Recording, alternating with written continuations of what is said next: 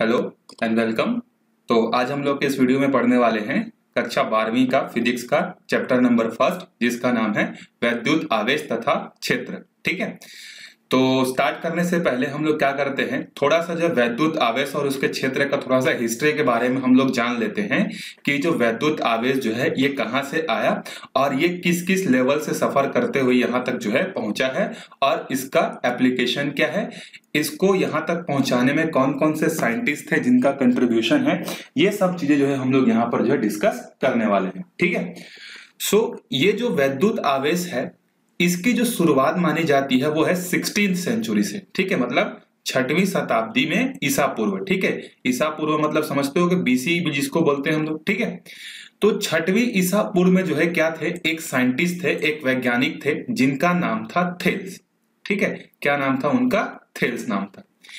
Thales जो थे ये इनको जो है एक आपके पास समुद्र है। जब आप विश्व का मानचित्र देखोगे तो विश्व के मानचित्र में जैसे बहुत सारे सागर हैं, तो उसी तरीके का एक सागर है बाल्टिक सागर। ठीक है, बाल्टिक सागर है जो कि यूरोप कॉन्टिनेंट के आसपास जो है आता है। ठीक है, बाल्टिक सागर के किनारे जो है ये जो थेल्स थे इनको क्या मिला, एक पीले रंग का जो है रॉड मिला। ठीक है, पीले रंग का जो है रॉड मिला और इन्होंने क्या किया, इस रॉड को जब किसी दूसरे चीज से रगड़ कर देखा तो इन्होंने एक चीज नोटिस की, और वो चीज क्या थी कि जैसे इस पीले कलर का जो रॉड है इसको हम लोग जब किसी दूसरे चीज से रगड़ते हैं तो हम लोग क्या देखते हैं कि ये जो रॉड है, ठीक है, ये रॉड क्या करता है, कागज के धूल के छोटे छोटे टुकड़ों को क्या करता है, अपनी ओर जो है खींचने लगता है। ठीक है, यहां तक जो है थेल्स ने क्या किया था, उस समय जो है स्टडी किया था। ठीक है, उसके बाद जो है थेल्स ने इस बारे में और जो है स्टडी नहीं की, उनका काम जो है वैसे भी वो दूसरे फील्ड पर क्या करते थे, वर्क करते थे। ठीक है, तो यही तक उन्होंने क्या किया, इसका जो है स्टडी किया, फिर छोड़ दिया। ठीक है, उसके बाद मतलब 1000-2000 सालों तक जो है इस बारे में जो है और कोई स्टडी नहीं हुई, कोई और खोज, कुछ और जांच जो है, प्रयोग जो है नहीं हुई। ठीक है, उसके बाद जो है 16वीं शताब्दी में जो है जाकर जो है एक और साइंटिस्ट आए। ठीक है, 16वीं शताब्दी में मतलब देख लो वो 6 ईसा पूर्व था, और ये क्या है, ईसा पूर्व नहीं है, ये 16वीं शताब्दी है। ठीक है, तो 16वीं शताब्दी में एक साइंटिस्ट आए जिनका नाम था विलियम गिलबर्ट। ठीक है, अब मैं जो नाम बता रहा हूं आप अपने कॉपी में जो इसको थोड़ा बहुत रफली जो है नोट डाउन करते जाओ। ठीक है, जैसे सबसे पहले जो है 6वीं बीसी में जो है थेल्स ने जो है पीले रंग का रॉड खोजा, और पीले रंग का रॉड को जब वो रगड़ते थे तो क्या करता था, छोटे छोटे टुकड़ों को जो है वो अपने तरफ खींचता था। ठीक है, कागज के धूल के, और इसको पीले कलर का जो रॉड है इसको उन्होंने उस समय क्या नाम दिया था, उसको नाम दिया था एम्बर करके। ठीक है, एम्बर करके जो है एक जो है पदार्थ होता है जिसको रगड़ने से छोटे छोटे चीजों को खींचता है। 16वीं शताब्दी में आए वैज्ञानिक जिसका नाम था एडी विलियम गिलबर्ट। ठीक है, एडी विलियम गिलबर्ट। ठीक है, आप लिख लेना विलियम गिलबर्ट। इन्होंने क्या किया, थेल्स ने तो सिर्फ एक ही चीज ढूंढी थी, विलियम गिलबर्ट ने क्या किया, इसके अलावा और भी चीजें ढूंढी जिनमें सेम इसी तरीके का गुण जो है होता था। मतलब उनको भी किसी न किसी दूसरे चीज से अगर हम लोग रगड़ते हैं तो देखते हैं वो भी धूल के टुकड़ों को, छोटे छोटे कागज के टुकड़ों को क्या करता है, वो खींचना चालू कर देता है। ठीक है, तो एडी विलियम गिलबर्ट जो थे इन्होंने थेल्स से थोड़ा सा 2 कदम जो है आगे का काम जो है किया। ठीक है, उसके बाद जो है 1646 ईस्वी में, ठीक है, 1646 ईस्वी में जो है एक और वैज्ञानिक आए जिनका नाम था सर थॉमस ब्राउन। ठीक है, थॉमस ब्राउन ने क्या किया, इन्होंने ही जो है क्या किया, इलेक्ट्रिसिटी वर्ड की जो है डिस्कवरी किया, इलेक्ट्रिसिटी वर्ड जो है दुनिया के सामने रखा। ठीक है, और इलेक्ट्रिसिटी जो वर्ड है ये क्या है, एम्बर, जो थेल्स ने जो है क्या किया था, एम्बर बताया था कि नहीं, तो एम्बर का ही जो नाम होता है वही क्या होता है, इसको हम लोग बोलते हैं, ग्रीक में बोलते हैं इलेक्ट्रम। ठीक है, तो एम्बर का ग्रीक में नाम होता है इलेक्ट्रम, और इलेक्ट्रम से ही जो है सर थॉमस ब्राउन ने क्या वर्ड यूज किया, इन्होंने दिया इलेक्ट्रिसिटी वर्ड जो है इन्होंने दुनिया के सामने रखी। और इलेक्ट्रिसिटी का मतलब क्या है, जब किसी पदार्थ पर जो है क्या होता है, किसी दूसरे पदार्थों या दूसरे कणों को खींचने का गुण अगर आ जाता है, ठीक है, तो उसको हम लोग क्या बोलते हैं, इलेक्ट्रिसिटी जो है हम लोग उसको बोलते हैं। ठीक है, तो इलेक्ट्रिसिटी क्या है, किसी पदार्थ का वह गुण जिसके कारण से वो क्या कर सकता है, दूसरे चीजों को जो है खींच सकता है। मतलब इलेक्ट्रिसिटी का मतलब है अपनी तरफ खींचना। ठीक है, इसके बाद इसमें और चालू होते गया और स्टडी होते गया, और इसके बारे में बहुत सारी चीजें हमको जानने को मिली। तो सबसे पहले हम लोग देख लेते हैं आवेश क्या होता है, फिर इसको जो है किस किस भागों में हम लोग पढ़ते हैं। तो देखो, जब आप दूसरे जगह पढ़ोगे तो आवेश को क्या बोलेगा कि जब हम लोग दो चीजों को घिसते हैं तो वहां से क्या होता है, जो चीज मिलता है उसको आवेश बोलते हैं, ठीक है। जबकि ये इनकम्प्लीट डेफिनेशन है और गलत है, ठीक है। आवेश क्या होता है अपने कॉपी में लिखना, आवेश किसी पदार्थ का एक गुण होता है, या आवेश एक गुण है जो किसी कण पर या किसी पदार्थ पर उत्पन्न होता है, तथा जब किसी कण पर यह गुण उत्पन्न हो जाता है तो वह किसी दूसरे कण पर क्या कर सकता है, बल लगा सकता है, ठीक है। मतलब आवेश कोई चीज नहीं है, आवेश क्या है, एक गुण है जो किसी कण पर क्या होता है, उत्पन्न होता है। और जब किसी कण पर यह आवेश उत्पन्न हो जाता है तो क्या कर सकता है, दूसरे चीजों को दूर ढकेल भी सकता है या दूसरे चीजों को अपने नजदीक भी वो ला सकता है, ठीक है। समझ में आ गया। और ये क्या है, एक और चीज याद रखना आवेश के बारे में, ठीक है, कि आवेश अगर आप एक बॉडी से दूसरे बॉडी में अगर स्थानांतरित करना चाहते हो, मतलब एक निकाय से दूसरे निकाय में अगर आप आवेश को भेजना चाहते हो, तो आवेश जो है बिना पदार्थ के जो है नहीं जा सकता, ठीक है।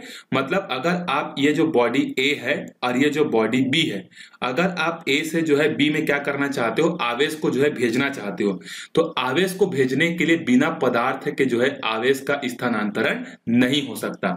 मतलब बिना कण के या बिना पदार्थ के आवेश जो है एग्जिस्ट नहीं कर सकता, ठीक है। अब ये आवेश क्या होता है, थोड़ा सा एग्जांपल से हम लोग समझते हैं। जैसे आप सब लोग क्रिकेट देखते होंगे, क्रिकेट में जो है विराट कोहली जो है बहुत अच्छा क्रिकेट खेलता है, आप सबको पता होगा, कुछ लोगों के फेवरेट भी होंगे। तो विराट कोहली, उसका एक शॉट जो है बड़ा फेमस है जिसको हम लोग बोलते हैं कवर ड्राइव, ठीक है। तो कवर ड्राइव क्या कोई चीज है, नहीं है। कवर ड्राइव क्या है, विराट कोहली की एक फीचर है, उसकी एक गुण है, उसकी एक कैरेक्टरिस्टिक है। और जब तक विराट कोहली ग्राउंड में नहीं आएगा तब तक हम लोग को उसका कवर ड्राइव देखने को नहीं मिलेगा। उसी तरीके से धोनी का स्पेशल जो एक शॉट है जिसको हम लोग बोलते हैं हेलीकॉप्टर शॉट, वो हेलीकॉप्टर शॉट हमको देखने को कब मिलेगा, जब वो धोनी क्या करेगा, ग्राउंड में आएगा। तो जिस तरीके से कवर ड्राइव और हेलीकॉप्टर शॉट कोई चीज नहीं होता है, उसी तरीके से आवेश भी कोई चीज नहीं होता है। ये क्या होता है, किसी पदार्थ पर जो है उत्पन्न हुआ एक गुण होता है, ठीक है। अब सिंपल सा चीज है, जैसे आपके पास एनर्जी आ जाती है तो आप क्या कर सकते हो, किसी टेबल को खिसका भी सकते हो, किसी टेबल को अपने पास ला भी सकते हो, किसी चीज को उठा के एक जगह से दूसरी जगह भी रख सकते हो। तो उसी तरीके से जब किसी कण पर आवेश आ जाता है तो वो ताकत लगाकर दूर भी कर सकता है किसी दूसरे चीज को, अगर उसको पसंद नहीं आए तो, या किसी दूसरे चीज को क्या कर सकता है, वो अपने पास भी जो है ला सकता है। समझ में आ गया। तो कॉपी में एक और बार आवेश लिखो, और अगर लिख चुके हो तो ठीक है, और नहीं लिखे तो मैं एक और बार डेफिनेशन बता रहा हूं आवेश का, उसको लिखो, ठीक है। आवेश एक गुण है जो किसी कण पर उत्पन्न होता है, तथा जब किसी कण पर या पदार्थ पर यह गुण आ जाता है तो वह किसी दूसरे कण या पदार्थ पर जो है बल लगा सकता है। यह बल आकर्षण भी हो सकता है या प्रतिकर्षण भी जो है हो सकता है, ठीक है। चलो, आपको रफली नोट्स बनाने, आपको पूरे नहीं बनाने। वैसे भी आप क्लास 12th में आ गए हो, क्लास 12th के बुक इतने बड़े बड़े होते हैं कि रामायण से कम नहीं होते। तो आपको क्या करना है, जो चीजें मैं नोट करने के लिए बोलूंगा या जो आपको इंपॉर्टेंट लगे, सिर्फ वही चीज को आपको नोट करना है, बाकी चीजें तो आपको बुक में मिल जाएंगी, ठीक है। चलो, उसके बाद देखते हैं आवेश के थोड़े से और गुण के बारे में देखते हैं हम लोग, ठीक है। आवेश का कुछ और गुण होता है, जैसे आवेश का सबसे पहला गुण क्या होता है कि ये एक क्या होता है, अदिश राशि होता है।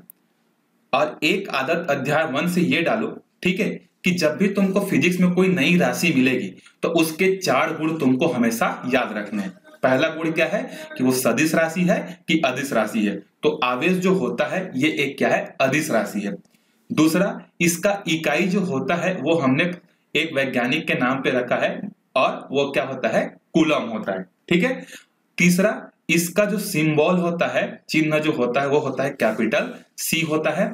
और चौथा, इसका विमीय सूत्र, इसका विमीय सूत्र होता है M0, कक्षा 11वीं में पढ़ा होगा आपने, M0L0TA। तो कोई भी जब आपको नया चीज मिलेगा फिजिक्स में आज के बाद, ठीक है, जब तक मेरा वीडियो देखोगे, आप लोग पढ़ोगे इसको देखकर, तो याद रखना कि ये 4 चीजें अगर मैं कहीं पर छोड़ भी देता हूं तब भी आप अपने कॉपी में उसको ढूंढ के लिखोगे कि वो कौन सी राशि है, उसका चिन्ह क्या है, उसका इकाई क्या है, और उसका क्या है, विमीय सूत्र क्या होता है। यहां तक समझ में आ गया। यह है आवेश के बारे में, ठीक है। उसके बाद वैज्ञानिक लोग जो है अभी तक क्या सोचते थे कि आवेश जो होता है वो एक ही प्रकार का होता है।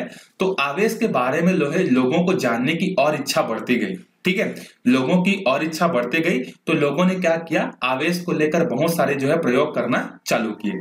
ठीक है, क्या करना चालू किया इन्होंने, प्रयोग करना जो है इन्होंने चालू किया। ठीक है, अब उसी में एक प्रयोग होता है हमारा, ठीक है, जिसको हम लोग देखते हैं। ठीक है, एक प्रयोग क्या था कि एक वैज्ञानिक थे, ठीक है, या बहुत सारे वैज्ञानिकों ने मिलकर क्या किया, एक जो है कांच का छड़ लिया।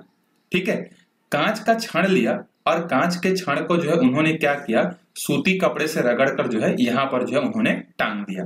ठीक है, सूती कपड़े लिया और उनको जो है इस तरीके से यहाँ पर रगड़ के जो है एक धागे से जो है टांग दिया गया। ठीक है, एक और कांच का छड़ लिया गया, उसको भी सूती कपड़े से रखा गया। ये है, देखो, ये है ग्लास 1, मैं इंग्लिश में लिख दे रहा हूँ ग्लास 1, और ये है ग्लास 2। ठीक है, और एक और चीज, थोड़ा बहुत अब आपको हिंदी से हटकर थोड़ा सा इंग्लिश भी चीजें आपको टर्म्स समझनी होगी। ठीक है, नहीं तो हिंदी मीडियम वालों की प्रॉब्लम यही होती है कि हमेशा सब चीज को हिंदी में पढ़े रहते हैं, कहीं पर भी थोड़ा सा इंग्लिश का टर्म आ गया तो पीछे हट जाते हैं। ठीक है, तो आपको थोड़ा सा इंग्लिश भी समझ में आना चाहिए। तो एक ग्लास का रॉड लिया हमने, जिसको सिल्क के कपड़े से, मतलब सूती कपड़े से हमने क्या किया, उसको रबिंग किया, मतलब उसको रगड़ा और यहाँ टांग दिया। दूसरा को भी हमने ग्लास का रॉड लाया, उसको भी सूती कपड़े से रगड़ा और हमने दोनों को यहाँ पर लाया। तो हमने देखा कि ये दोनों एक दूसरे से मुंह बनाकर जो है दूर हट जाते हैं। ठीक है, ये इधर खिसक जाता है, ये इधर खिसक जाता है। मतलब इस प्रयोग से हमको क्या समझ में आया कि दो कांच के रॉड में क्या हो रहा है, यहाँ पर प्रतिकर्षण हो रहा है। ठीक है, इसमें क्या हो रहा है, प्रतिकर्षण हो रहा है। फिर एक और साइंटिस्ट ने क्या किया, इसने क्या किया, कांच के बजाय जो है प्लास्टिक का रॉड लिया। ठीक है, प्लास्टिक का रॉड लिया और इसको किससे रगड़ा, इन्होंने जो है ऊन से रगड़ा। ठीक है, दूसरा प्लास्टिक भी लिया इन्होंने और क्या किया, इसको भी जो है ऊन से जो है इन्होंने रगड़ा। ये है प्लास्टिक 1, ये है प्लास्टिक 2। ठीक है, दोनों को रगड़ के जो है फिर से दोनों के नजदीक ला गया, तो फिर से हमने देखा कि फिर ये दोनों एक दूसरे को क्या करते हैं, प्रतिकर्षित करते हैं। मतलब फिर से हमको रिजल्ट क्या मिला, प्रतिकर्षण ही मिला। मतलब हमको यहां से समझ में आ गया कि दो कांच के छड़ को या दो प्लास्टिक के छड़ को जब आप उनके कपड़ों के साथ रगड़ कर जो है रिस्पेक्टिवली अगर रगड़ कर लाते हो, तो हम लोग क्या देखते हैं कि वो दोनों एक दूसरे को क्या करते हैं, प्रतिकर्षित करते हैं। ठीक है, इतना चीज जो है हमको क्या हुआ था, समझ में आ गया था। फिर एक तीसरे आदमी ने क्या किया, तीसरे आदमी ने सोचा कि चलो हम लोग क्या करते हैं, अब ग्लास और ग्लास में तो प्रतिकर्षण हो रहा है, तो क्यों ना हम लोग क्या करते हैं, एक प्लास्टिक लेते हैं और एक ग्लास लेते हैं, फिर उसका जो है हम लोग क्या करते हैं, स्टडी करते हैं। ठीक है, ये जो है एक साइंटिस्ट ने किया। तो देखते हैं जब उन्होंने ऐसा काम किया तो क्या होता है। तो ये पहला एक्सपेरिमेंट था। ठीक है, एक्सपेरिमेंट नंबर फर्स्ट, ये एक्सपेरिमेंट नंबर सेकेंड, और यहां देखते हैं हम लोग एक्सपेरिमेंट नंबर थर्ड। ठीक है, एक्सपेरिमेंट नंबर थर्ड, इसमें क्या किया गया, इसमें किया गया, देखो, एक कांच का लिया गया। ठीक है, ये है कांच का, ठीक है, ग्लास, इसको जो है सूती कपड़े से रगड़ा गया, और एक लिया गया प्लास्टिक का, इसको जो है ऊन से रगड़ा गया। अब हमने देखा कि ये दोनों जो है एक दूसरे को क्या कर रहे हैं, बहुत अच्छे से जो है आकर्षित कर रहे हैं। जहां पर पहले प्रयोग और दूसरे प्रयोग में प्रतिकर्षण हो रहा था, अब इस प्रयोग में क्या होने लगा, इन दोनों के बीच में जो है आकर्षण हुआ। ठीक है, तो अब साइंटिस्ट लोगों की आंख खुल गई, अब इनका ध्यान और गया। अभी तक सारे वैज्ञानिक क्या मान रहे थे कि आवेश एक ही प्रकार का होता है, कोई दूसरा प्रकार जो इसका होता ही नहीं है। लेकिन जब ये प्रयोग हुआ तो इस प्रयोग के आधार पर उनके दिमाग में ये आया कि अगर आवेश एक होता तो वो दो गुण कैसे बता सकता है। यहाँ पर दो गुण बता रहा है कि देखो, एक जगह पर प्रतिकर्षण का गुण बता रहा है और दूसरे जगह पर क्या बता रहा है, ये आकर्षण का गुण बता रहा है। तो एक चीज दो प्रॉपर्टी तो सो नहीं कर सकती। तो इन्होंने फिर सोचा कि आवेश एक प्रकार का नहीं होता है, अभी तक जो हम लोग सोच रहे थे वो क्या है, गलत है। आवेश क्या होता है, आवेश दो प्रकार के होते हैं। ठीक है, अब दो प्रकार के होते हैं, समझ में आ गया। अब दो प्रकार के जो होते हैं उनका नामकरण कैसे किया जाए। तो शुरुआत में जो है उन्होंने क्या किया, दो रेफरेंस लिया, मतलब दो मेन पॉइंट लिए, रेफरेंस पॉइंट लिए, और रेफरेंस पॉइंट में सबसे ऊपर में किसको रखा गया, कांच को। मतलब जो कांच की तरह व्यवहार करेंगे उसको कांच की श्रेणी मान लेंगे, और सबसे नीचे में किसको रख दिया गया, प्लास्टिक को रख दिया गया, और जो प्लास्टिक की तरह गुण शो करेंगे उसको प्लास्टिक की तरह रखेंगे। और इसके बीच में जो है बहुत सारे चीजों को रख दिया गया, जैसे इसके बीच में एस्बेस्टास को रखा गया, उसके बाद कॉटन को रखा गया, एम्बर को रखा गया, वैक्स को रखा गया, सल्फर को रखा गया, और क्या बना दिया गया, एक श्रेणी बना दिया गया। जिसको हम लोग क्या बोलते हैं, इसको हम लोग बोलते हैं स्थिर वैद्युत श्रेणी भी बोलते हैं। ठीक है, तो स्थिर वैद्युत श्रेणी क्या होता है समझ में आ गया। वो श्रेणी जिसमें क्या होता है, पदार्थों को जो है किसके किसके बीच में रखा जाता है, सबसे ऊपर में कांच और सबसे नीचे में जो है प्लास्टिक के बीच में जो है रखा जाता है। तो जो श्रेणी हमको मिलती है उसको हम लोग बोलते हैं इलेक्ट्रोस्टैटिक सीरीज बोलते हैं। ठीक है, स्थिर वैद्युत श्रेणी बोलते हैं। तो पहले इस तरीके से जो है पदार्थों का वर्गीकरण होता था, लेकिन इसके वर्गीकरण से समस्या क्या आने लगी कि बहुत सारे ऐसे चीजें थी जो कि ना तो प्लास्टिक के साथ मैच हो रही थी और ना ही कांच के साथ मैच हो रही थी। ठीक है, तो फिर ये हमको जो है अच्छा नहीं लगा। ठीक है, इसमें जो है किक नहीं मिला, हमको मजा नहीं आया कि ये नाम कैसा है कि एक कांच का नाम रखेंगे और एक प्लास्टिक के बीच में रखेंगे। तो फिर जो है कुछ और नामकरण के बारे में जो है सोचा गया। तो जिस समय फिजिक्स हमारा विकसित हो रहा था उस समय किसी भी चीज के नामकरण करने के जो है दो तरीके होते थे। ठीक है, पहला तरीका तो यह होता था कि जो चीज जहां पर मिली है उस जगह के नाम पर उसको रख दिया जाए। ठीक है, दूसरा था कि जिस वैज्ञानिक ने जो है क्या किया है उस पर इतना मेहनत किया, रिसर्च किया है, उसके नाम पर रख दिया जाए। ठीक है, जैसे कि आप लोग पढ़ते होंगे कार्य। कार्य मतलब वर्क। वर्क का इकाई क्या होता है, जूल होता है या फिर न्यूटन मीटर होता है। अगर ऐसा ही बोले तो न्यूटन मीटर होता है और वर्क डन की यूनिट क्या होता है, जूल होता है। क्यों जूल रखा गया, क्योंकि जूल जो होता है, जूल जो है क्या है, एक साइंटिस्ट का नाम है जिन्होंने वर्कर पर जो है, कार्य पर जो है बहुत सारा क्या किया था, अध्ययन किया था। तो हमने उसके सम्मान में उसका नाम क्या रख दिया, हमने उसका सम्मान में रख दिया जूल रख दिया। तो वर्क डन का जो है यूनिट हमने क्या रख दिया, जूल। उसी तरीके से बल, बल मतलब फोर्स। फोर्स के बारे में जो है न्यूटन ने जो है बहुत सारा क्या किया था, अध्ययन किया था। ठीक है, बहुत सारे काम किए थे न्यूटन चाचा ने, तो हमने उसके नाम पर जो है उसका यूनिट क्या रख दिया, न्यूटन रख दिया। उसी तरीके से शक्ति, शक्ति मतलब पावर। पावर के बारे में जो है वॉट ने बहुत ज्यादा काम किया था तो उसका यूनिट हमने क्या रख दिया, वॉट रख दिया।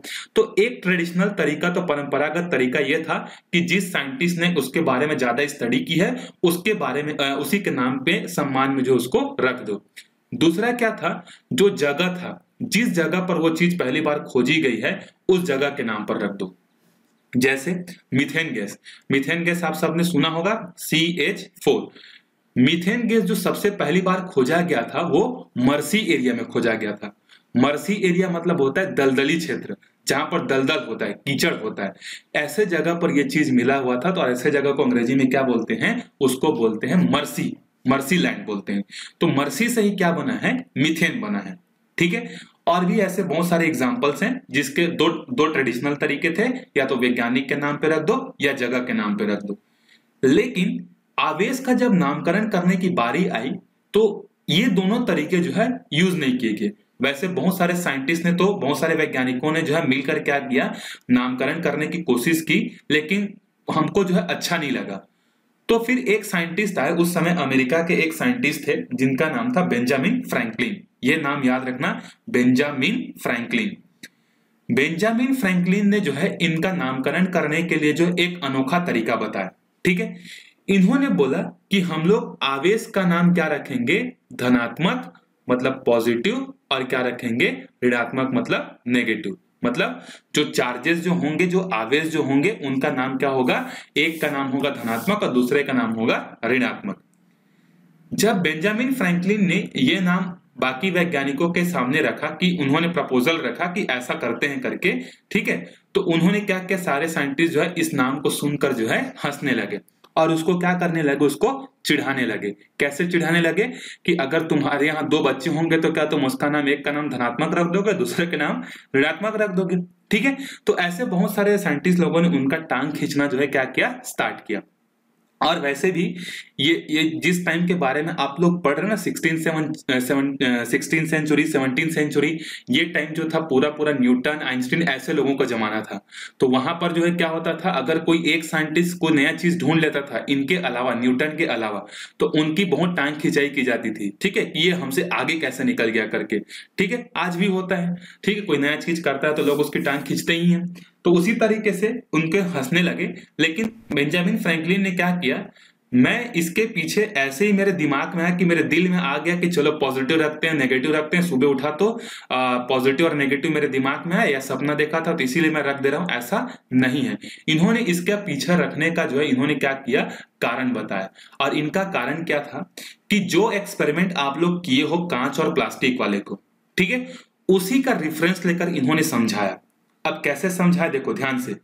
अब आप बाकी जगह पढ़ोगे, ठीक है, तो क्या करते हैं, आवेश बता देते हैं, आवेश घर्षण से उत्पन्न होता है, आवेश दो प्रकार के होते हैं, प्लस और माइनस। लेकिन प्लस और माइनस आया कैसे, किसने नाम किया, इसके बारे में जो आपको बताया नहीं जाता है, ठीक है। तो देखो इन्होंने समझाया कि हम लोग प्लस और माइनस क्यों रखेंगे। तो इन्होंने बोला कि मान लेते हैं कि आपके पास क्या है, एक ग्लास का रॉड है, ग्लास मतलब कांच का रॉड है, इसको आपने सूती कपड़े से खींचा, मतलब इसको रगड़ा, ठीक है। रगड़ने के बाद हमने देखा कि ये कागज के चार छोटे छोटे टुकड़ों को क्या कर रहा है, अपनी ओर आकर्षित कर सकता है, ठीक है।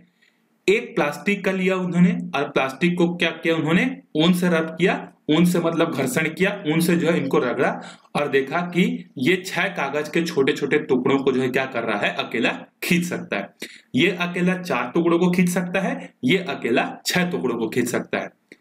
जब दोनों को मतलब ग्लास को और प्लास्टिक को दोनों को एक साथ लाकर रस्सी से इस तरीके से हमने बांधा, और अब हम लोग कागज के टुकड़ों के ऊपर में जब इसको रखते हैं तो हम लोग देखते हैं कि कितना खींचना चाहिए था। 4 की ताकत कांच के पास थी, 6 की ताकत प्लास्टिक के पास थी, तो टोटल कितना खींचना चाहिए, 10 टुकड़ों को खींचना चाहिए। लेकिन हम लोग क्या देखते हैं, और खींचना तो खींचने तो दूर, ये इन कागज के टुकड़ों को हिला भी नहीं पाता है, मतलब 0 कागज के टुकड़ों को जो है खींचता है, ठीक है। इसका मतलब क्या है कि जो कांच था उसके पास जो पहले ताकत थी और प्लास्टिक के पास जो पहले ताकत थी, वो ताकत जब दोनों एक साथ आए तो क्या हो गई, खत्म हो गई, ठीक है। मतलब दो चीजों को जब हमने कंबाइन किया, जब हमने जोड़ा, दो चीजों को जोड़ने से उसके गुण क्या हो गए, वैनिश हो गए, मतलब खत्म हो गए। अब यहां से जो है इनका लॉजिक स्टार्ट हुआ। किनका लॉजिक, बेंजामिन फ्रैंकलिन का। इन्होंने बड़े प्यार से समझाया कि विज्ञान में ऐसा संभव ही नहीं है कि जब आप दो चीजों को क्या करो, जोड़ो, तो वो पूरा का पूरा खत्म हो जाए। कुछ ना कुछ तीसरा चीज आपको जरूर मिलेगा। कैसे कि तीसरा चीज मिलेगा, जब आप कार्बन और ऑक्सीजन को जोड़ते हो तो क्या कोई चीज खत्म हो जाती है क्या, नहीं, हमको क्या मिलता है, कार्बन डाइऑक्साइड मिलता है। जब आप हाइड्रोजन और ऑक्सीजन को जोड़ते हो तो आपको क्या मिलता है, पानी मिलता है। पानी मिलता है कि नहीं, कि गायब हो जाते हैं, पानी मिलता है। मतलब विज्ञान में दो चीजों को जोड़ने से तीसरा चीज हमेशा बनता ही है, लेकिन यहां पर तो दो चीजों को जोड़ रहे थे, इसकी गुण ही खत्म हो जा रही है। तो इन्होंने बोला ये विज्ञान में संभव नहीं है, लेकिन ये गणित में संभव है। कैसे गणित में संभव है, तो गणित में उन्होंने बोला कि गणित में ऐसा संभव है कि दो चीजों को आप जोड़ो तो उसका रिजल्ट क्या आ जाए, इसके जैसा शून्य हो जाए, उसके गुण क्या हो जाए, खत्म हो जाए। देखो यहाँ शून्य है, तो उन्होंने बोला कैसे, तो उन्होंने बोला कि अगर मैं आपको बोलूं कि +10 और -10 को आपस में जोड़ो, ठीक है, आपस में जोड़ेंगे तो कितना होगा, +10 और -10 को जोड़ेंगे तो क्या मिलेगा, शून्य मिलेगा। तो इसी का रेफरेंस बोला कि देखो गणित में ऐसा संभव है कि दो समान चीजों को आपस में जोड़ा जाए तो वो क्या कर सकते हैं, आपस में खत्म हो सकते हैं।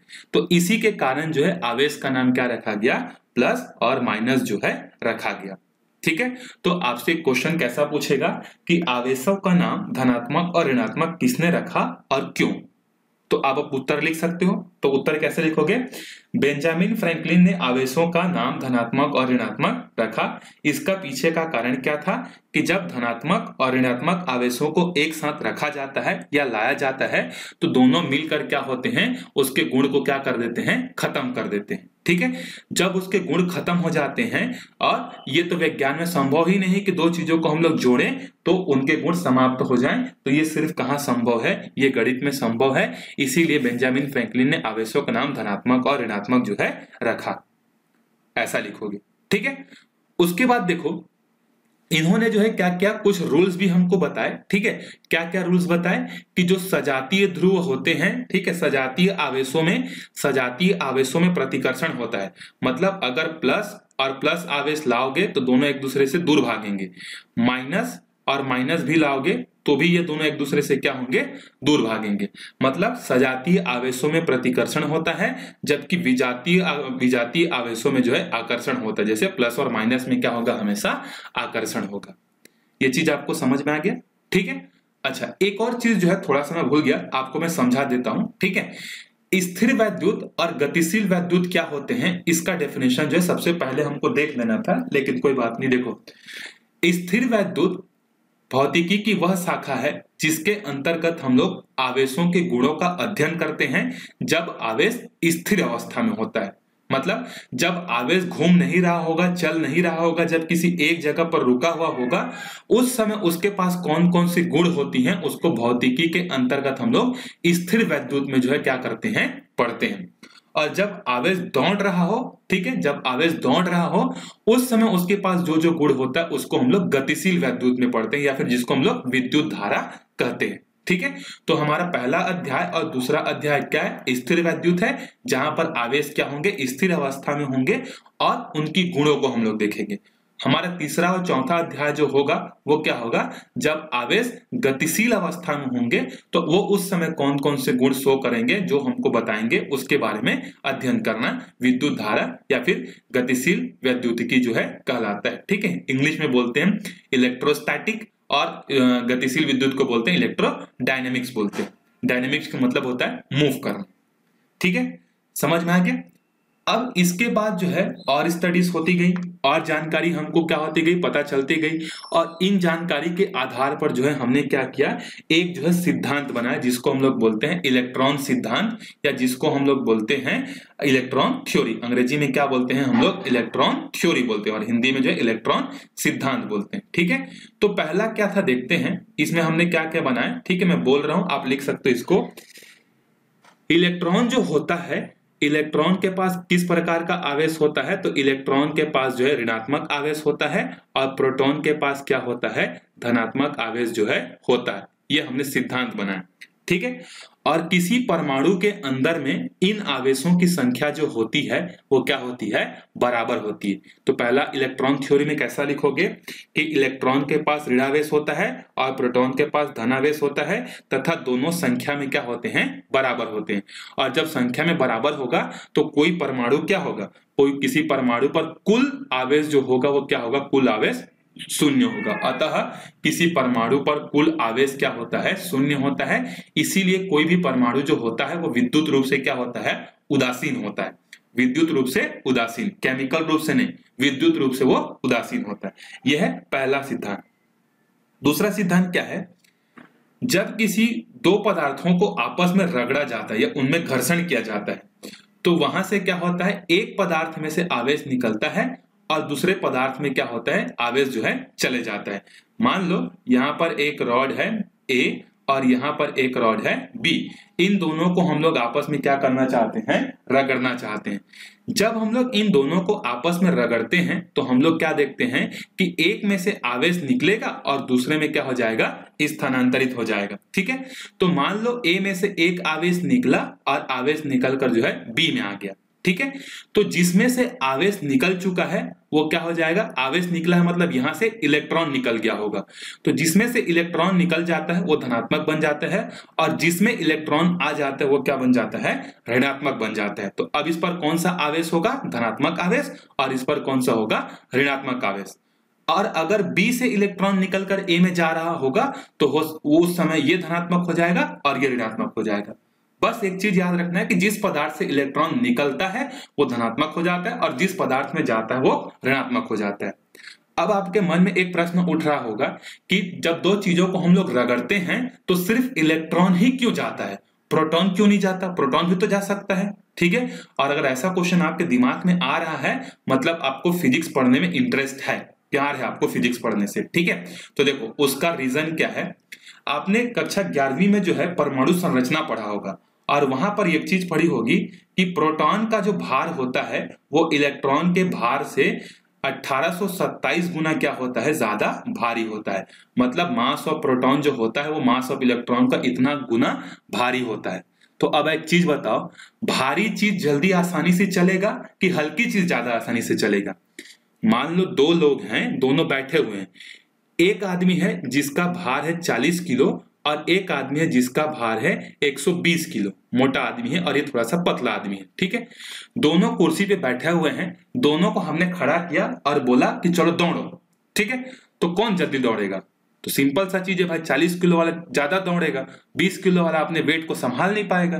तो इसी कारण से क्या होता है कि जितना भी काम करना होता है, चाहे वो विद्युत आवेश हो या स्थिर विद्युतिकी हो, चाहे गतिशील विद्युतिकी हो, हर जगह काम किसको करना पड़ता है? इलेक्ट्रॉन को ही करना पड़ता है। उसी की ड्यूटी होती है, क्योंकि वो हल्का है, आसानी से स्थानांतरित हो जाता है, आसानी से सब गुणों को वो रख लेता है। ठीक है। प्रोटॉन को जो है, जब आप नाभिकीय एटम, मतलब नाभिकीय वाला हम लोग अध्याय पढ़ेंगे, ठीक है, एटम एंड न्यूक्लियाई, ठीक है, एटम और न्यूक्लियाई अध्याय 12 और 13, तो वहां पर जो है कुछ चीजें ऐसी होती हैं जहां पर प्रोटॉन भी क्या करता है? टूटता है। ठीक है। लेकिन उससे पहले आप जितना पढ़ोगे, हर जगह पर काम कौन करेगा? इलेक्ट्रॉन ही करेगा। और उसका कारण क्या है आपको समझ में आ गया होगा। ये आपको वाइवा में पूछा जा सकता है कि जब घर्षण करते हैं, चाहे हम लोग करंट फ्लो कराते हैं, चाहे हम लोग चुंबकीय गुण का अध्ययन करते हैं, चाहे हम लोग जो है वेव का अध्ययन करते हैं, किसी भी चीज का जब हम लोग अध्ययन करते हैं तो हर जगह पर जो काम होता है, जो भागा दौड़ी करना पड़ता है, वो इलेक्ट्रॉन को ही करना पड़ता है। ऐसा क्यों? तो आप उसका उत्तर क्या दोगे? क्योंकि इलेक्ट्रॉन और प्रोटॉन की तुलना अगर की जाए तो प्रोटॉन का भार जो होता है वो इलेक्ट्रॉन के भार से लगभग 2000 गुना ज्यादा भारी होता है, और भारी चीज आसानी से जो है नहीं चल सकती। समझ में आ गया। तो इलेक्ट्रॉन थ्योरी का पहला चीज हमने क्या पढ़ा कि एक में इलेक्ट्रॉन में नेगेटिव चार्ज होता है और प्रोटॉन में क्या होता है? पॉजिटिव होता है। दूसरा हमने क्या पढ़ा? दूसरा हमने पढ़ा कि एक जब हम लोग दो चीजों को आपस में रगड़ते हैं तो क्या होता है? एक में से जो है आवेश इलेक्ट्रॉन निकलता है और दूसरे में जो है इलेक्ट्रॉन जाता है। ठीक है। और जिसमें से निकल जाता है वो धनात्मक आवेश के जैसा बिहेवियर करता है, व्यवहार करता है, और जिसमें आ जाता है वो ऋणात्मक के जैसा क्या होता है? व्यवहार जो है करता है। ठीक है। समझ में आ गया। ये इलेक्ट्रॉन थ्योरी है। ठीक है। इसमें क्या होगा? अगर हम लोग दोनों की तुलना करें तो इसमें जो है अधिकतम आवेश कौन से होंगे? धनात्मक होंगे, और इसमें अधिकतम आवेश क्या होंगे? ऋणात्मक होंगे। ठीक है। तो रगड़ने के बाद एक में जो है धनात्मक अधिक हो जाता है और दूसरे में जो है ऋणात्मक अधिक हो जाता है। अब ये न्यूट्रल परमाणु जो है ये विद्युत रूप से उदासीन नहीं होंगे। ठीक है। चलो अब आगे हम लोग देखते हैं अगला टॉपिक जो है। ठीक है। अगला टॉपिक हमको देखना है मुक्त आवेश। ठीक है। जिसको हम लोग बोलते हैं फ्री इलेक्ट्रॉन या मुक्त इलेक्ट्रॉन। ठीक है। तो आगे देखते हैं हम लोग मुक्त इलेक्ट्रॉन किसको बोलते हैं और ये इलेक्ट्रॉन जो होता है वो मुक्त कैसे होता है। ठीक है। सो आगे देखते हैं हम लोग मुक्त इलेक्ट्रॉन। ठीक है। चलो एक यहां पर हम लोग एक एटम की बात करते हैं। मान लो यहां पर कोई परमाणु है। ठीक है। ये इसका क्या है? न्यूक्लियस है। न्यूक्लियस मतलब समझ गए आप लोग। ठीक है। अब मैंने यहां पर जैसे आप लोग बोलोगे कि सर बहुत सारे ऑर्बिट होते हैं, एस ऑर्बिट, पी ऑर्बिट, सब ऑर्बिट्स होते हैं, उसकी बात नहीं कर रहा हूं मैं। ठीक है। एक जनरल आइडिया बता रहा हूं क्योंकि हम लोग फिजिक्स पढ़ रहे हैं, केमिस्ट्री हम लोग नहीं पढ़ रहे हैं। केमिस्ट्री होता तो मैं यहाँ पर ऑर्बिट बताता, उसके क्वांटम नंबर बताता, ठीक है, स्पिनिंग मोशन बताता, तो वो सब चीजें हमको मतलब नहीं है। ठीक है। हमको फिजिक्स पढ़ना है। तो बेसिक स्ट्रक्चर जो होता है किसी भी एटम का, एक यहाँ पर न्यूक्लियस होता है, भारी न्यूक्लियस होता है, और उसके चारों तरफ अलग अलग रास्तों पर इलेक्ट्रॉन क्या होते हैं? दौड़ते रहते हैं। ठीक है। मान लेते हैं कि ये एक एटम है और इस पे यहां पर जो है क्या है? 4 पॉजिटिव चार्ज है, मतलब 4 प्रोटॉन है। इसका आशय क्या है कि इसके बाहर में भी क्या होंगे? 4 इलेक्ट्रॉन होंगे ना भैया, तभी तो ये विद्युत रूप से उदासीन होगा। ठीक है। ये इस तरीके से बड़े परिवार के साथ जो है क्या थे? ये इलेक्ट्रॉन, ये प्रोटॉन आपस में खुश थे। इन इलेक्ट्रॉन की ड्यूटी क्या थी? इनका ड्यूटी था कि ये इसके ऑर्बिट्स को कंप्लीट करेंगे, मतलब इसके ऑर्बिट में, इसके ये जो ऑर्बिट है, जिस भी ऑर्बिट में है उस ऑर्बिट में ये घूमेंगे। ठीक है। इनका ड्यूटी ये था। अब कोई भी चीज एक ही काम करेगा तो थक जाएगा, बोर हो जाएगा, वो उससे पक जाएगा। ठीक है। तो ये इलेक्ट्रॉन भी क्या करते हैं? रात दिन इसी ऑर्बिट में घूमते घूमते ये भी क्या हो जाते हैं? थक जाते हैं। क्या हो जाते हैं? ये थक जाते हैं। अब ये क्या चाहते हैं कि इनको यहां से बाहर जाने के लिए कोई रास्ता मिल जाए ताकि ये अपने ड्यूटी से क्या हो जाएं? फ्री हो जाएं। ठीक है। अपनी ड्यूटी से क्या होना चाहते हैं? ये फ्री होना चाहते हैं। ठीक है। अब इनको फ्री होने के लिए क्या चाहिए? ऊर्जा चाहिए। ठीक है। क्योंकि इनके पास ऊर्जा की कमी है। अगर ऊर्जा ज्यादा होता तो ये मजबूरी में यहां घूमते थोड़ी, ये भाग जाते। ठीक है। ऊर्जा की जरूरत क्यों है? क्योंकि ये जो सेंटर में जो न्यूक्लियस है भैया, ये इसको क्या किया है? खींच के रखा हुआ है, बोला है नहीं जाने दूंगा। ठीक है। लेकिन ये जाना चाहता है, तो जाना चाहता है तो इसको ऊर्जा ज्यादा चाहिए, तो ऊर्जा ज्यादा चाहिए तो कहीं ना कहीं से इसको मिलना चाहिए। ठीक है। तो देखो किसी भी एटम का जो कोर टेम्परेचर होता है, जहां पर वो रहता है, कोर टेम्परेचर मतलब उसको हिंदी में एग्जैक्ट क्या बोलते हैं थोड़ा सा देख लेना, ठीक है। कोर टेम्परेचर जो होता है किसी भी एटम का वो होता है -273 डिग्री, -273 केल्विन, डिग्री नहीं, ठीक है। कोर टेम्परेचर कितना होता है? -273 केल्विन। जब किसी परमाणु को हम लोग क्या करते हैं, उसके कोर टेम्परेचर से अगर हम लोग उसको अपने कमरे के ताप के बराबर वाले टेम्परेचर पर ले आते हैं, तो हमारे कमरे का तापमान लगभग कितना होता है? डिग्री सेल्सियस में बात करें तो 27 से 30 डिग्री होता है, तो लगभग मान लेते हैं 30 डिग्री सेल्सियस। 30 डिग्री सेल्सियस मतलब इसको जब हम लोग केल्विन में कन्वर्ट करेंगे तो 273 जोड़ेंगे, 273 जोड़ेंगे तो केल्विन में कितना हो जाएगा? 303 केल्विन। ये 273 और ये 303 कितने का अंतर हो गया दोनों में? ये 2 और 2 576 केल्विन का जो है क्या हो गया? अंतर हो गया।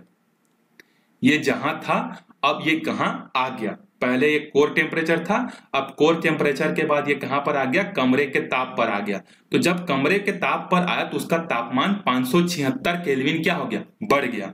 और 576 केल्विन कोई छोटा मोटा ताप नहीं है, ये इस परमाणु के लिए बहुत ज्यादा ताप है, ठीक है। तो जब ये ताप इसको मिला, ठीक है, हीट इसको मिला, हीट मतलब उष्मा इसको मिला तापमान के रूप में, तो जब किसी भी चीज को उष्मा मिलती है तो उसकी गतिज ऊर्जा, उसकी काइनेटिक एनर्जी क्या होती है? बढ़ जाती है। मतलब पहले जितना तेजी से वो दौड़ रहा था, अब वो ज्यादा तेजी से क्या होता है? दौड़ने लगता है, ठीक है। जब ज्यादा तेजी से दौड़ने लगता है तो इसमें इसको ऊर्जा मिल गई। किस रूप में मिली थी? हीट के रूप में। इस हीट ने इसको क्या दे दिया? काइनेटिक एनर्जी दे दिया। काइनेटिक एनर्जी जैसे ही मिला, ये इलेक्ट्रॉन अपने जगह को छोड़कर क्या होगा? यहां से भाग जाएगा और यहां पर आ जाएगा। अब ये क्या हो गया? खाली हो गया। ये जगह क्या हो गया? खाली हो गया। ये जो इलेक्ट्रॉन जो बाहर निकला है अपनी ड्यूटी को छोड़कर, इसी को बोला जाता है मुक्त इलेक्ट्रॉन, ठीक है। क्या बोला जाता है? मुक्त इलेक्ट्रॉन। जो ऑर्बिट को छोड़कर, बाहरी ऊर्जा मिलने के कारण अपने काम को छोड़कर, अपनी ड्यूटी को छोड़कर बाहर आ जाता है, उसको हम लोग क्या बोलते हैं? मुक्त इलेक्ट्रॉन जो है बोला जाता है। समझ में आ गया? तो मुक्त इलेक्ट्रॉन की परिभाषा क्या लिखोगे? जब कोई इलेक्ट्रॉन किसी पदार्थ से या किसी परमाणु से अधिक ऊर्जा पाकर निकल जाता है तो उसको बोलते हैं मुक्त आवेश जो है बोलते हैं, या फिर मुक्त इलेक्ट्रॉन बोलते हैं। अभी कौन बाहर निकला है? इलेक्ट्रॉन बाहर निकला है, तो इसको हम लोग क्या बोलेंगे? मुक्त इलेक्ट्रॉन बोलेंगे। आई होप आपको समझ में आ गया होगा, ठीक है। एक छोटा सा क्वेश्चन और है कि देखो, ये जो रूम टेम्परेचर, ये एटम जब यहां से कोर टेम्परेचर से रूम टेम्परेचर पर आया तो ये इतना बड़ा टेम्परेचर हो गया, जबकि 30 डिग्री सेल्सियस में हम लोग रहते हैं। 30 डिग्री में ही तो रहते हैं ना हम लोग तो 40 डिग्री में भी सर्वाइव कर लेते हैं। तो ये टेम्परेचर जो है इस परमाणु के लिए इतना ज्यादा भारी है कि इसका इलेक्ट्रॉन यहां से छूट जा रहा है, लेकिन हमारा बॉडी का, शरीर का कोई भी हिस्सा तो इस 30 डिग्री सेल्सियस पर जो है हटता नहीं है। क्यों ऐसा होता है? इसका कारण जो है आप मेरे को कमेंट करके बताओगे कि इस परमाणु के लिए इतना ज्यादा ताप हो गया कि ये क्या हो गया? एक इलेक्ट्रॉन छोड़ दिया। ये तो मैंने एक एग्जांपल बताया। एक मटेरियल के अंदर में जो है क्या होता है? मिलियंस मतलब करोड़ों अरबों में जो है परमाणु होते हैं और करोड़ों अरबों में जो है इलेक्ट्रॉन भी निकलते हैं, ठीक है। लेकिन यही 30 डिग्री सेल्सियस जो होता है ये हमारे लिए उतना ज्यादा भारी नहीं होता, ठीक है। कारण क्या है? क्योंकि हमारे शरीर का भी ताप इतना ही होता है और हमारे वातावरण का भी ताप लगभग इतना ही होता है। तो दोनों तापें आपस में बराबर होती हैं, इसीलिए हमको 30 डिग्री सेल्सियस जो है ज्यादा भारी हमको लगता नहीं है। समझ में आ गया होगा आपको? मुक्त इलेक्ट्रॉन की अवधारणा, आपको कंसेप्ट जो है इसको समझ में आ गया होगा, ठीक है। चलो उसके बाद देखते हैं आवेशों के आधार पर जो है पदार्थों का वर्गीकरण जो है हम लोग कैसे करते हैं, ठीक है। तो हेडिंग डालना, आवेशों के आधार पर पदार्थों का वर्गीकरण। उसमें भी हम लोग दो देखेंगे। पहला हम लोग देखते हैं उनकी गतिशीलता के आधार पर, ठीक है। तो मान लेते हैं कि ये हमारे पास एक मटेरियल है। एक मटेरियल मतलब क्या है? एक पदार्थ है। इस पदार्थ के अंदर में बहुत सारे क्या है? एटम्स जो हैं भरे हुए हैं। इस तरीके से 1 एटम, 2 एटम, 3 एटम, इस तरीके से क्या है? भरे हुए हैं, ठीक है। मान लेते हैं कि यहां पर जो है क्या है? 4 पॉजिटिव चार्जेस हैं। तो अगर 4 पॉजिटिव चार्जेस हैं तो इसके बाहर में भी क्या होंगे? 4 नेगेटिव चार्जेस होंगे, ठीक है। इसके में भी बाहर में क्या? इसके अंदर में 4 पॉजिटिव चार्जेस हैं तो बाहर में भी कितने होंगे? 1 2 3 4 इसके बाहर में भी, इसके अंदर में 4 हैं तो इसके बाहर में भी 1 2 3 4 get on the dance floor. ठीक है, ये तो हो गए परमाणु। इसके अलावा भी तो इसमें बहुत सारे और परमाणु होंगे, तो उस पर प्लस माइनस इस तरीके से क्या होंगे, बटे हुए होंगे। ठीक है, प्लस माइनस हर जगह जो है इस तरीके से बिखरे हुए होंगे। ठीक है, इसका जो कुल आवेश है, नेट चार्ज या कुल आवेश कितना है, 0 है। ठीक है, जब मैं आगे से एक टर्म यूज करूंगा, ठीक है, कि कुल आवेश कितना है, 0 है, तो इसका मतलब ये मत समझना कि उस पदार्थ के पास एक भी आवेश नहीं है। इसका तात्पर्य यह होता है कि उसके पास आवेश है, लेकिन जितने धनात्मक हैं उतने ही क्या हैं, ऋणात्मक हैं। तो अगर आपको प्रश्न मिल जाता है कि किसी पदार्थ पर या किसी निकाय पर कुल आवेश 0 है, इसका क्या तात्पर्य है? क्या इसका यह तात्पर्य है कि उस पर एक भी आवेश नहीं है कि कुछ और है? जब ऐसा आपसे पूछा जाएगा तो आप क्या बोलोगे कि अगर किसी निकाय का कुल आवेश या नेट आवेश या नेट चार्ज 0 है, इसका तात्पर्य यह होता है कि उस निकाय में जितने धनात्मक आवेश हैं उतने ही उस पर क्या है, ऋणात्मक आवेश भी उपलब्ध होते हैं। ठीक है, अब ये क्या है, ये विद्युत रूप से उदासीन है।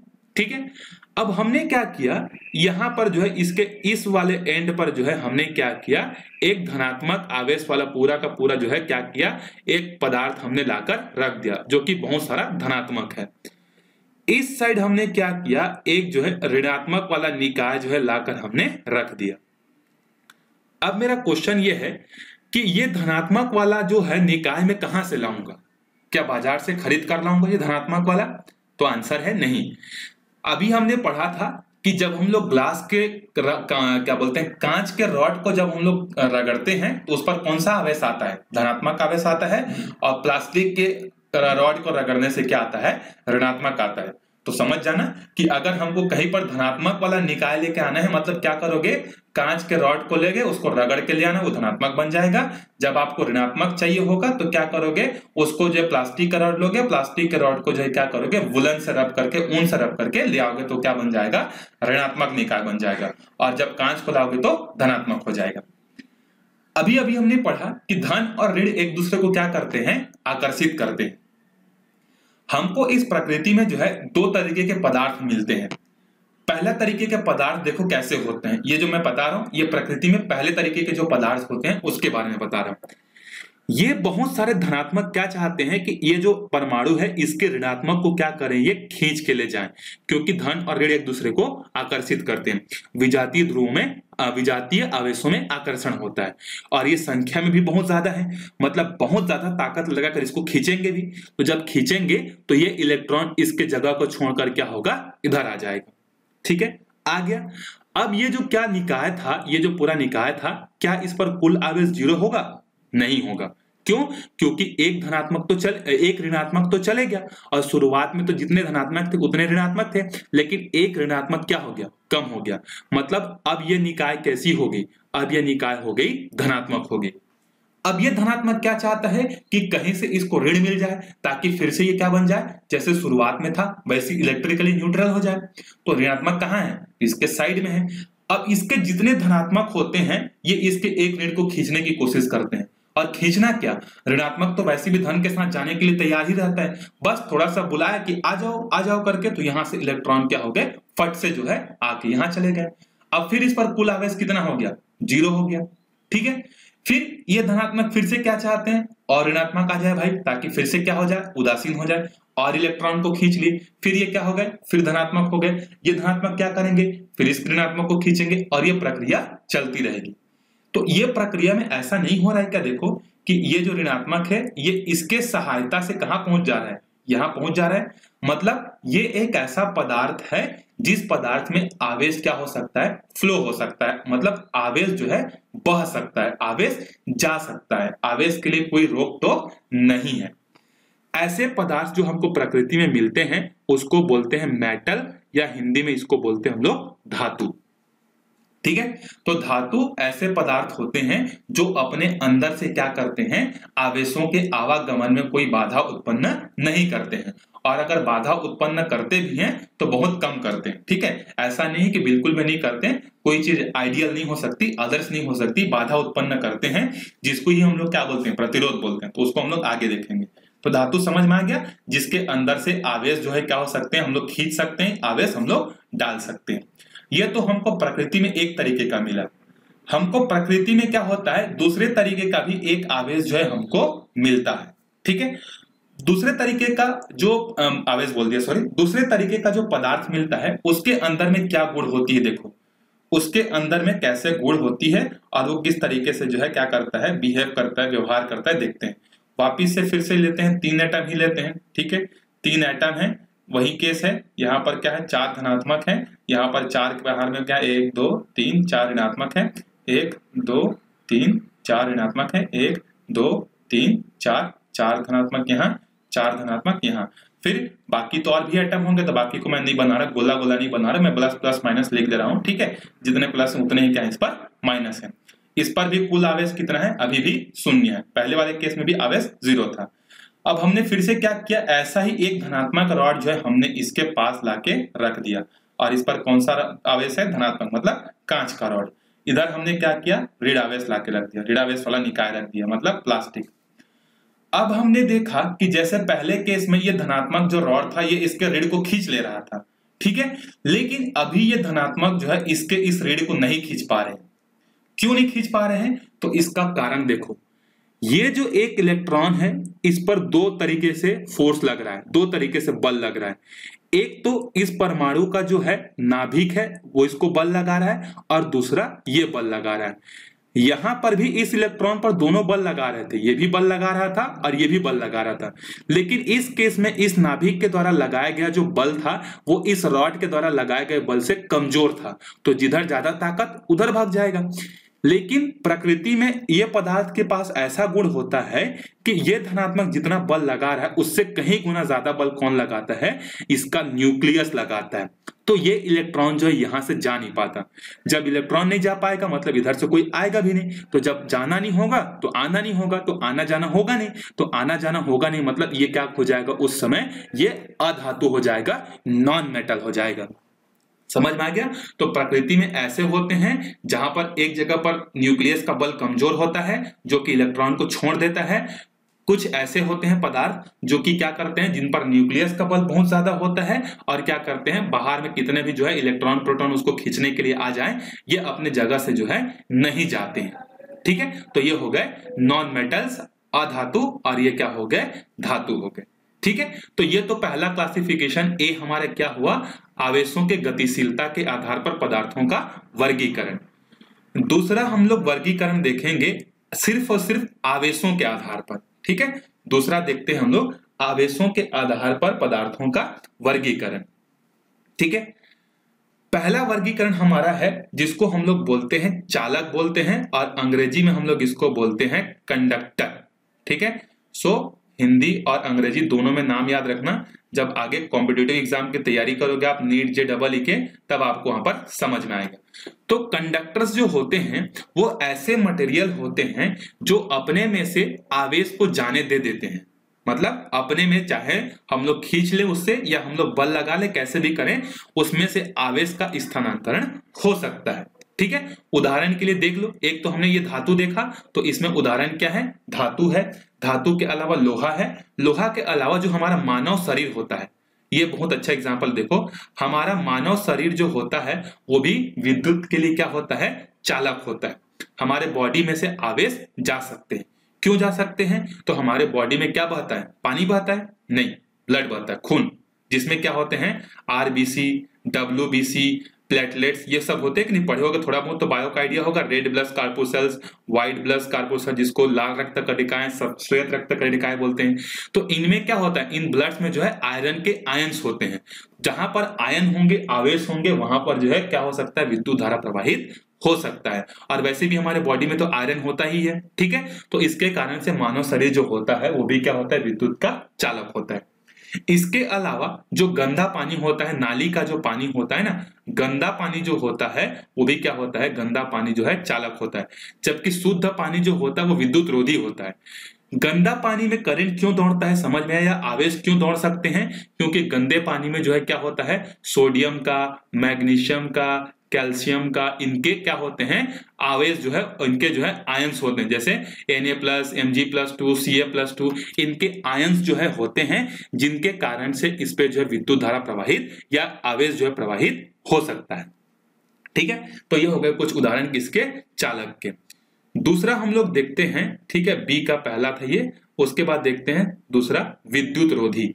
ठीक है, विद्युत रोधी मतलब नाम से ही समझ में आ रहा होगा कि ये ऐसे पदार्थ होते हैं जो अपने में से आवेश को बहने नहीं देते हैं। ठीक है, उदाहरण के लिए लकड़ी, रबर, प्लास्टिक, ठीक है, शुद्ध पानी, जो शुद्ध पानी जिसको आशुद्ध जल बोलते हो ना, प्योर वाटर, उसमें भी करंट नहीं दौड़ता है। क्यों नहीं दौड़ता है? क्योंकि प्योर वाटर में क्या चीज नहीं है, आवेश नहीं है, और जब तक आवेश नहीं होगा तब तक धनावेश ऋणावेश कहां से जा पाएंगे। ठीक है, तो शुद्ध पानी विद्युत रोधी होता है और गंदा पानी जो होता है वो चालक होता है।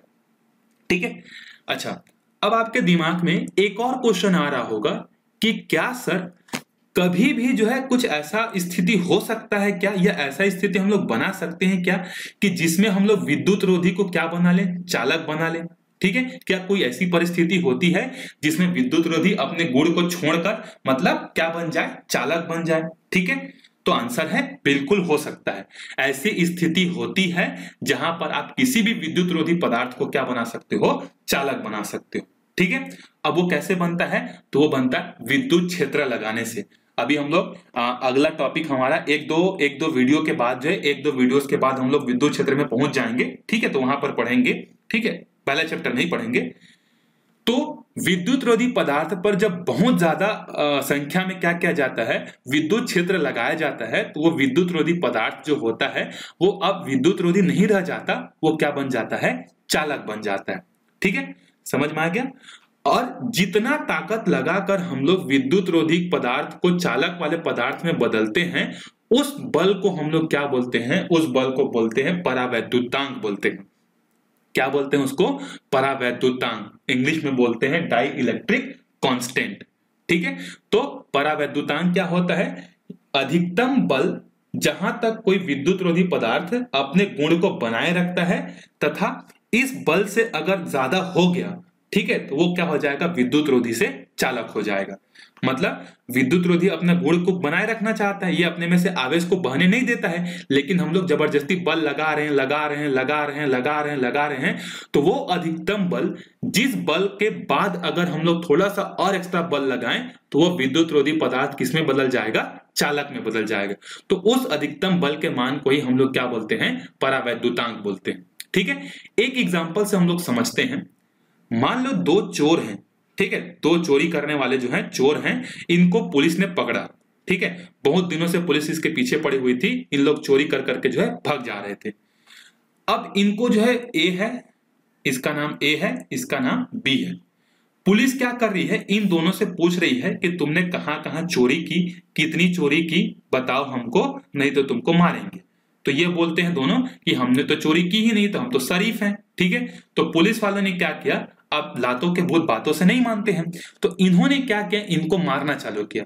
अब ये चोर जो थे ये भी बहुत ठीक थे, बोले जितना मारना है मार लो, हम तो बताने वाले हैं नहीं, क्योंकि बता दिए तो 6 साल की जेल या 10 साल की जेल होगी, उससे अच्छा थोड़ी देर मार खा लेते हैं, इन लोग भी थक जाएंगे और छोड़ देंगे।